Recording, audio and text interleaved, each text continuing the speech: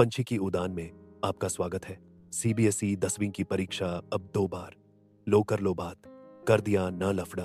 अब भारत सरकार से लेकर राज्य सरकार तक को मजबूर हो जाना पड़ेगा अपने शैक्षिक नियमों को बदलने में। जैसे वो है वैसे ही खुद को भी करना होगा। बहुत सारे परिवर्तन भारत सरकार के सरकारी विद्यालयों में हमने आपने देखे हैं। सिर्फ और सिर्फ इन्हीं प्राइवेट बोर्डों की वजह से सरकारी विद्यालय चल नहीं रहे हैं। प्राइवेट विद्यालय नोट काट कर हैं। ऐसे में सरकार को मिर्ची तो लग ही रही थी।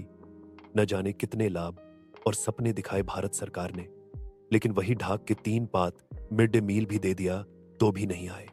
अब एक लफड़ा और कि अगले साल से 2 बार परीक्षा।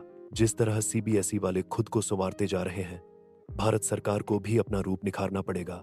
खैर, ये तो सजने संवारने की बात हो गई। अब हम शिक्षा की बात करते हैं। जब सरकारी नौकरी है नहीं, है भी तो थोड़ी बहुत। ऐसे में शिक्षा इतनी महंगी क्यों की जा रही है? जी हाँ, ये जो 2-2 बार एग्जाम लेने का नाटक शुरू किया जा रहा है, मुझे लगता है इसमें पैसे खींचने का राज छिपा है। इस नाटक का सीधा असर जनता पर पड़ेगा। सरकारी स्कूल बंद होते जा रहे हैं तो मजबूरी है प्राइवेट की तरफ बढ़ने की। ऐसे में सीबीएस का शिकार बनना ही बनना है। मैं तो यही कहूंगा कि अगर सरकारी नौकरी मिलने की गुंजाइश कम है तो हर प्रकार की शिक्षा को न्यूनतम शुल्क में रखा जाए। रही ज्ञान की बात, जब इतना पढ़ने लिखने के बाद भी नकल विदेश की ही करनी है तो जनता को क्यों लूटते हो? पहले बुजुर्ग कहते थे ना कि बिटिया ससुराल से अपने माता पिता को चिट्ठी पत्री लिख ले, बस इतनी पढ़ाई उसके लिए पर्याप्त है।